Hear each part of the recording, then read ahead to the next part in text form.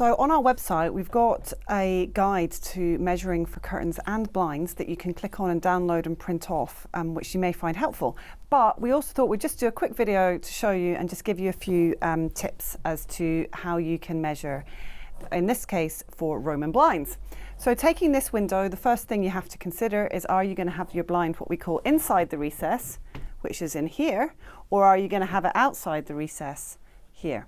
So if we take inside the recess first, the advantages to this is the blind will come down and it will sit onto the windowsill. If you're measuring for a blind inside the recess, there's two basic measurements we need, the width and the length. When you're looking at the width, a couple of tips. Take a few measurements down the window because very few houses, even new ones, are completely square. The second thing is to think about how wide you want the blind. In this case, there's quite a nice ridge here in my frame, and I would probably run the blind just level with that ridge. You don't want it too tight up to the wall, because if you can visualize, there's going to be a chain on this blind to make it go up and down, or you may have an electric option, which would be great. But you don't want the chain to be so tight, and if the window's not completely square, for the blind to catch as it goes up and down.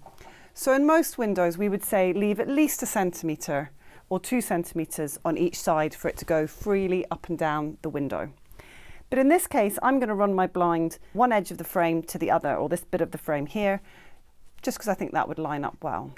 So you just take a measure, go across, and I'm measuring 106 here.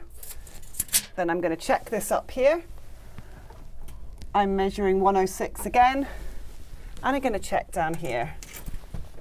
And in this case, I'm pretty square. It's 106 across every width. If you have got an older house with windows that are not particularly square, then you can take some measurements, go for the largest if you want the blind wider, or the smallest if you want it a bit less. But what we quite often do is we'd take an average. So we'd maybe take the 2 or 3 measurements and take the average.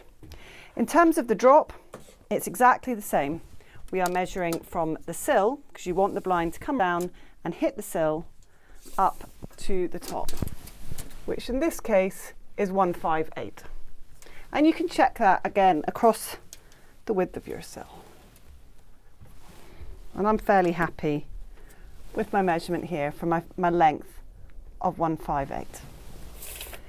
All of our blinds are supplied with either face fix or top fix brackets. So in this case, I would be top fixing up into the top of the recess, and then the blind should fit perfectly. Other things to take into account, particularly with Roman blinds, if you're putting into the recess, as you come down, do you have any tiles here or splashback or anything? Because you need to make sure that you leave a clearance for anything that may be here. So don't just take a measurement in the top and forget about the bottom. The other information that we'll need to make your Roman blind for you is what side do you want your control on? Do you want it on the left or do you want it on the right? What colour you want that chain to be? And some people nowadays are also considering more electronic tracks as well that operated off a remote control, particularly where you maybe have a Roman blind that's inside a recess behind a sink.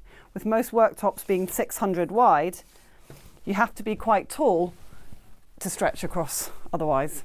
But these are all things that we can help you with and advise you with if you give us a call.